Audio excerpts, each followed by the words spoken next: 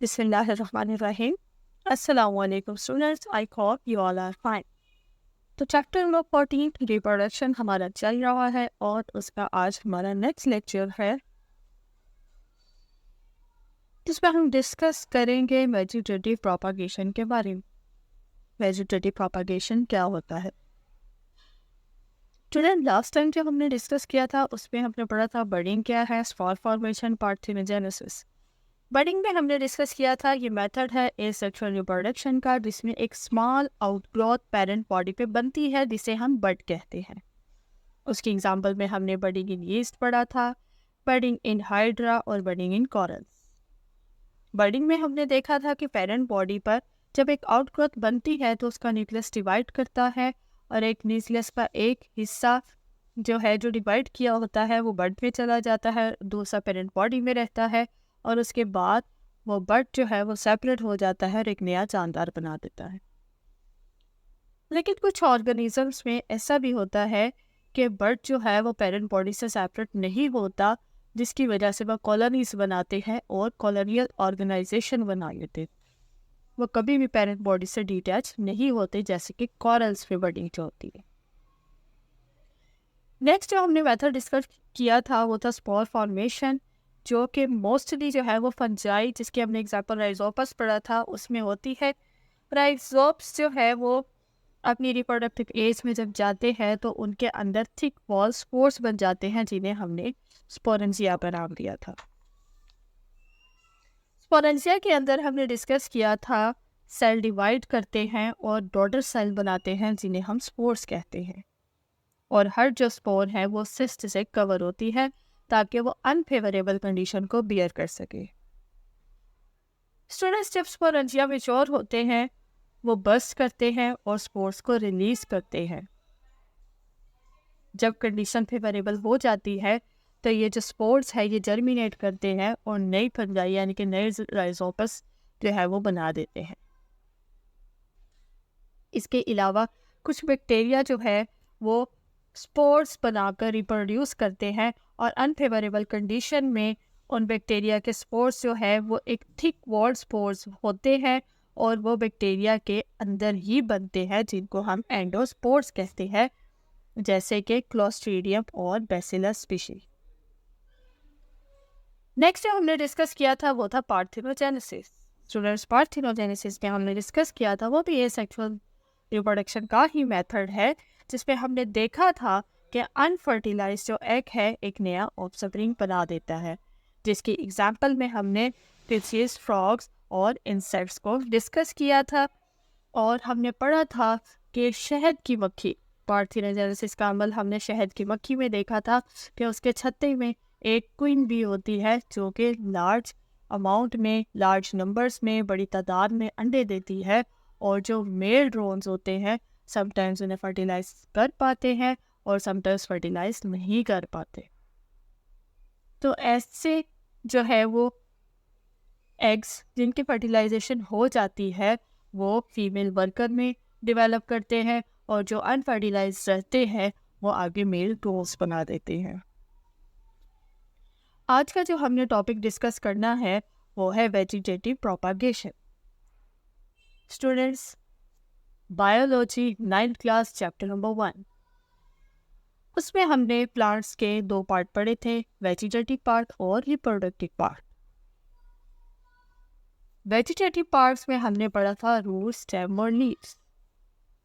Students, vegetative parts जो है plant के वो रूट, स्टेम्स और लीव्स थे, और रिप्रोडक्टिव पार्ट्स जो है वो फ्लावर हमने डिस्कस किया था। वेजिटेटिव प्रोपागेशन का मतलब क्या है? प्रोपागेशन का मतलब रिप्रोडक्शन, यानी कि वेजिटेटिव पार्ट्स के जरिए एक नया पौधा बनना।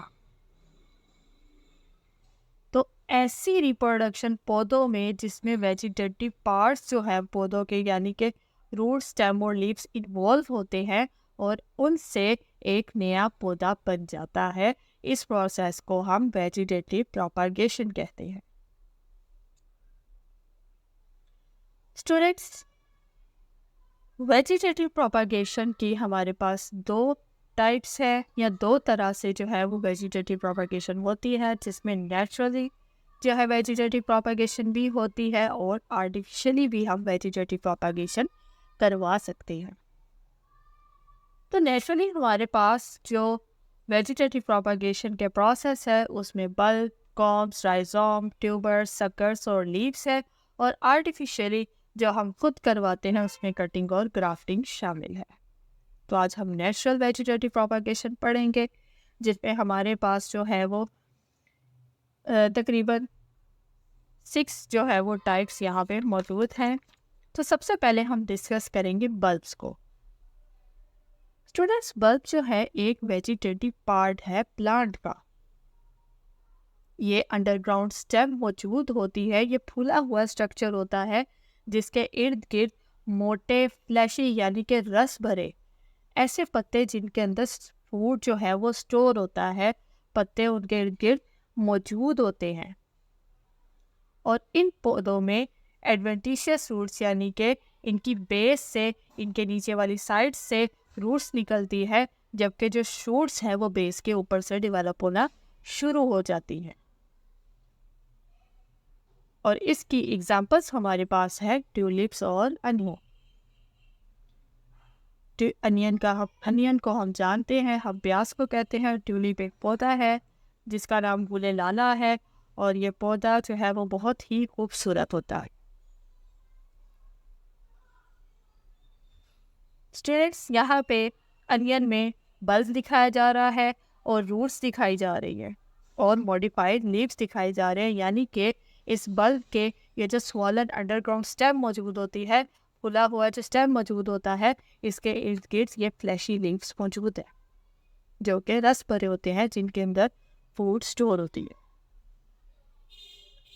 उसके बाद जो सेकंड हमारे पास टाइप है वो है कोर। स्टूडेंट्स, कॉम्स जो हैं वो स्वॉलन अंडरग्राउंड शॉर्ट स्टेम है, यानी कि ये छोटी जो है वो फूले हुए तने हैं जिनके अंदर फूड मौजूद होती है। इन कॉम्स के अंदर ऊपर वाली साइड पे बड डेवलप होते हैं और उन बड से जो है वो शूट ग्रो करती है और एक नया पौधा बना देती है। स्टूडेंट्स, अगर हम इसकी डेफिनेशन देखें तो corms are shoot underground swollen stem containing store food bud grows into shoot, यानी कि इनके ऊपर बड्स जो मौजूद होते हैं वो एक नया पौधा बना देते हैं। और यहाँ हमारे पास जो एग्जाम्पल है वो है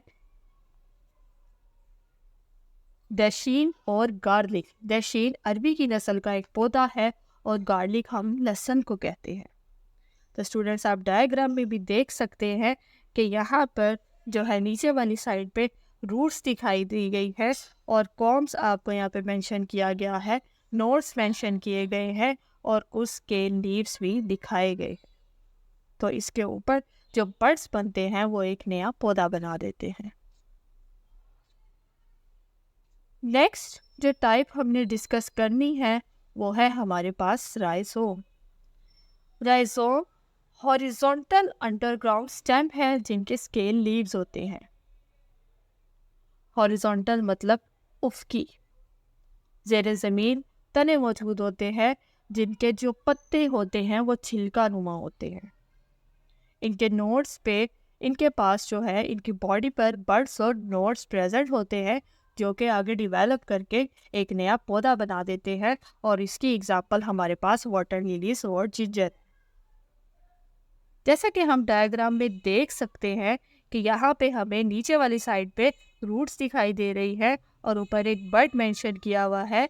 और यहाँ एक हैरानकुन बात है कि ऊपर वाली साइड पे हम देख रहे हैं कि बड से एक तना निकल रहा है, शूट निकल रहा है और आगे एक नया पौधा डिवेलप हो जाएगा। तो स्टूडेंट्स, जो जिंजर है वो भी पौधे पर ही लगता है और इससे हमें नए पौधे भी मिल सकते हैं, बन सकते हैं इसके वेजिटेटिव पार्ट से। नेक्स्ट है हमारे पास स्टेम ट्यूबर्स। स्टेम ट्यूबर्स एक इनलार्ज पोर्शन है अंडरग्राउंड स्टेम का। यहाँ पर एग्रीगेशन होती है छोटे छोटे बर्ड्स की, यानी कि छोटे छोटे ज़्यादा सारे बर्ड्स मिलके एक मजमुआ बना देते हैं, इकट्ठे हो जाते हैं, जिनको हम आइस का नाम देते हैं। तो ये जो आइस है ये ट्यूबर की सरफेस पर डिवेलप होती है और इस पर हर एक जो बर्ड है एक नई शूट बना देता है जो ऊपर की तरफ ग्रो करती है और रूट्स भी डिवेलप करती है। इसकी एग्जांपल में हमारे पास पोटैटोस, आलू और यैम यानी कि शकरकंदी मौजूद है। स्टूडेंट्स, आपने देखा होगा जब भी घर में आलू आते हैं तो हम देखते हैं अक्सर उसके ऊपर डार्क स्पॉट्स मौजूद होते हैं।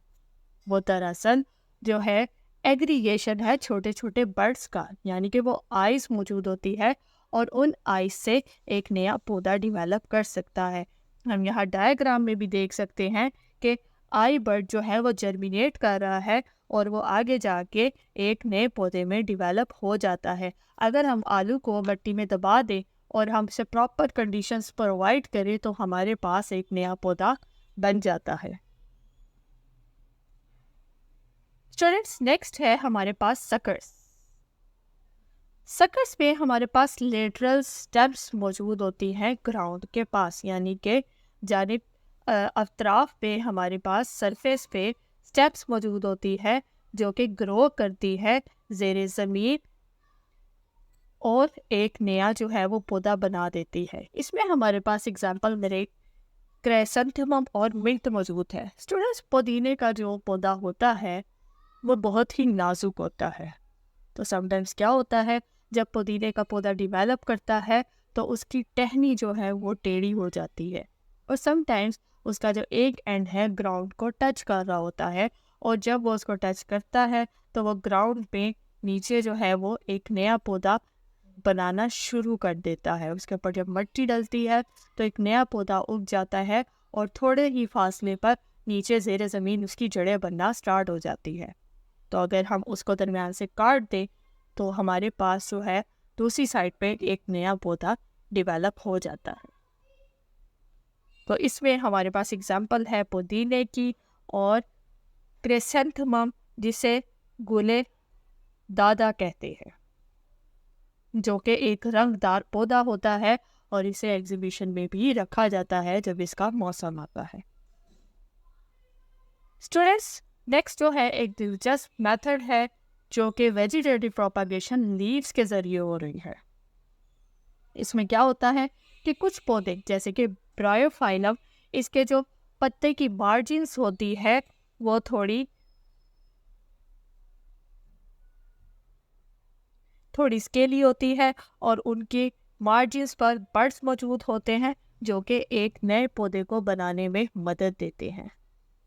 स्टूडेंट्स, वेजिटेटिव प्रोपागेशन से जो लीव के ज़रिए जो वेजिटेटिव प्रोपागेशन का मेथड है वो कॉमन नहीं है।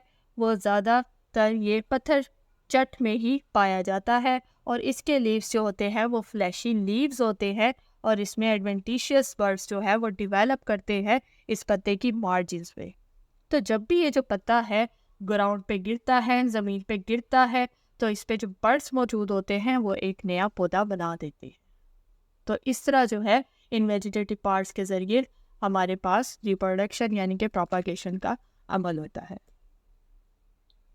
स्टूडेंट्स, आज का topic board point of view से इम्पोर्टेंट था। वेजिटेटिव प्रोपागेशन लॉन्ग क्वेश्चन के तौर पे भी आ सकता है और इसमें से आपको शॉर्ट क्वेश्चन भी पूछे जा सकते हैं और एमसीक्यूज भी आ सकते हैं। उम्मीद है आप सबको समझ आ गई होगी। इसको अच्छे से याद कीजिएगा। कल तक के लिए अपना ख्याल रखिएगा। अल्लाह।